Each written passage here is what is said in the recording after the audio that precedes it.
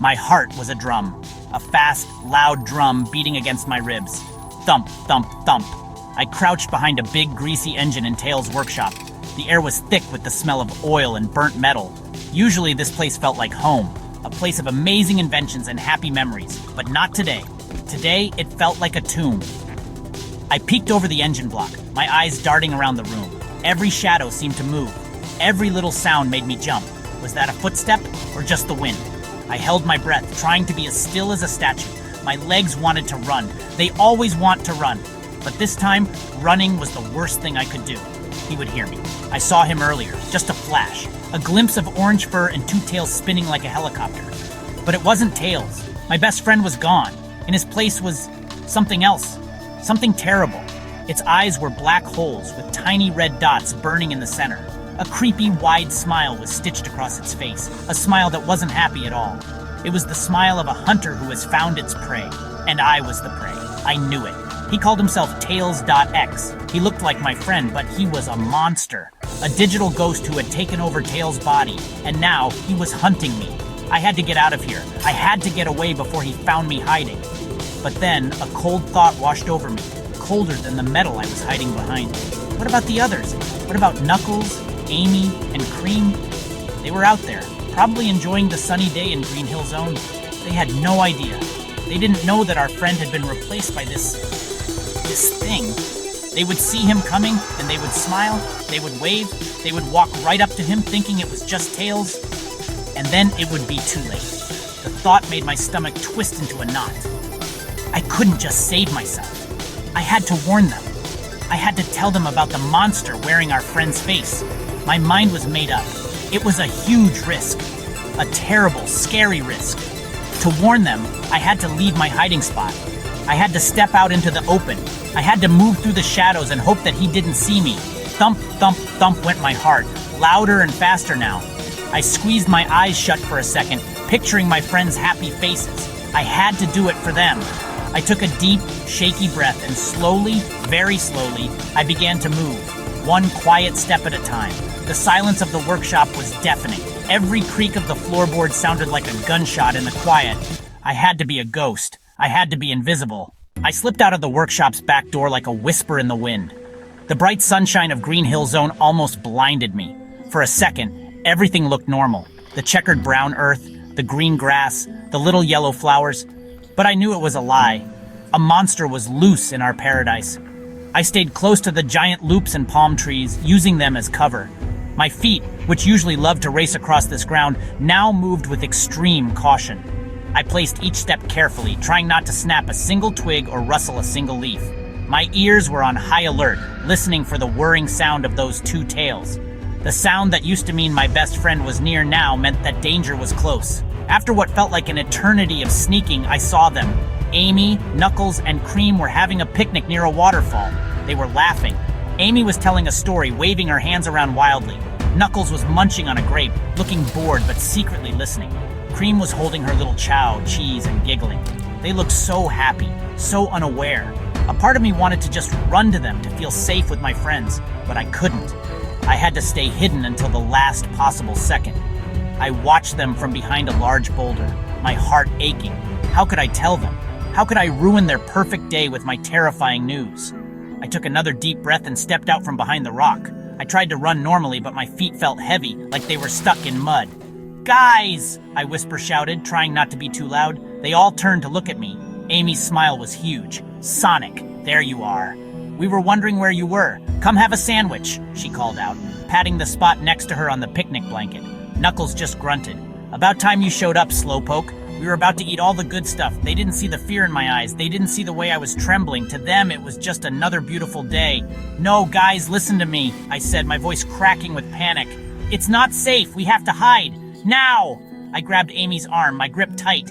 "It's Tails! Something's wrong with him!" Amy pulled her arm away, looking confused. "What are you talking about, Sonic? Did you and Tails have a fight?"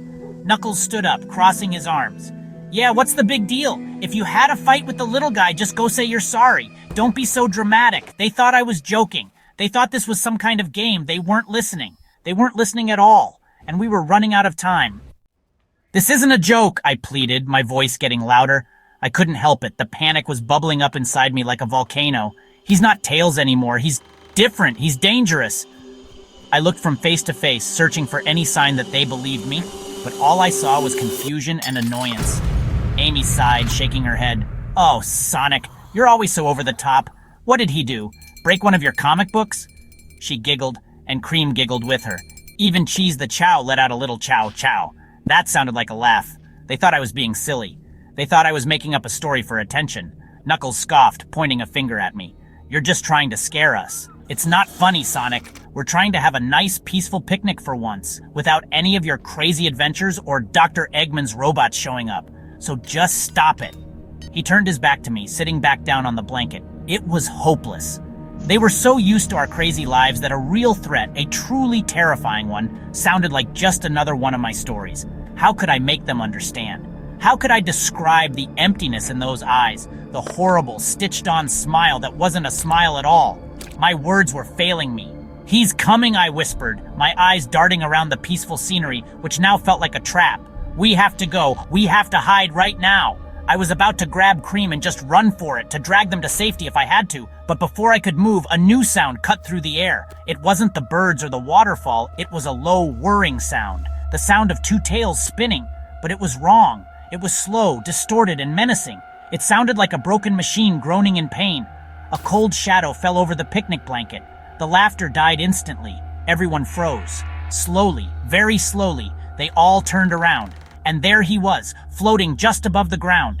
It was Tails, or it looked like Tails, but his fur was a darker, dirtier shade of orange. His eyes were wide black pits with those two tiny blood-red dots staring at us, and that smile. That horrible, stretched-out smile was fixed on his face. It was a smile that promised only bad things. Amy let out a small gasp. Knuckles' jaw dropped. Cream hugged Cheese so tightly the little Chow squeaked in fear. The joke wasn't funny anymore. It was real. The monster was real. And it was right here. A terrible static-filled giggle echoed through the clearing. It came from tails.exe, but it didn't sound like Tails at all. It was a glitchy, broken sound that made the hairs on my arms stand up. Found you, he sang in a distorted digital voice that was a twisted mockery of our friends. Amy stumbled backward, tripping over the picnic basket. T-Tails, what's wrong with your eyes? She stammered, her voice shaking with fear. Knuckles, for the first time I could remember, looked genuinely scared. He clenched his fists, but he didn't move forward. He knew, just like I did, that punching this thing wouldn't work. This wasn't a robot. This was something far worse. That's not Tails, I yelled, pushing Cream and Amy behind me. I stood between my friends and the monster, my own fear forgotten for a moment. All I could think about was protecting them. Everyone run! Get away from him! But where could we run? He was floating, blocking the only clear path back to the woods. He just hovered there, his head tilted to the side, that awful smile never leaving his face. He was enjoying this. He loved seeing the terror in our eyes. He was a cat playing with mice before the final terrible pounce. The beautiful sunny day had turned into a nightmare. Sonic. What do we do? Knuckles asked, his tough guy voice now just a frightened whisper. What is that thing? Is it one of Eggman's tricks? I shook my head, my eyes locked on the floating horror. No, it's worse than Eggman. It's a virus, a ghost in the code. I don't know how he got to Tails, but he's in control now. My friends stared at me, their faces pale with shock. They finally understood. This wasn't a monster we could fight. We couldn't spin dash it into pieces. We couldn't smash it with a hammer. It was a sickness with no cure. A nightmare we couldn't wake up from. There's no fighting it, I explained, my voice low and urgent. There's no cure. We can't save him. Right now all we can do is survive. The monster giggled again, a horrible sound that promised pain. The only way to stay safe is to hide. My words hung in the air, heavy and hopeless. Hide. That was our only option. To run and hide from the thing that wore our best friend's face. As tails.exe slowly began to float toward us, that terrible smile seeming to grow even wider, I knew one thing for sure. The game was over. The hunt had begun, and there was nowhere to go.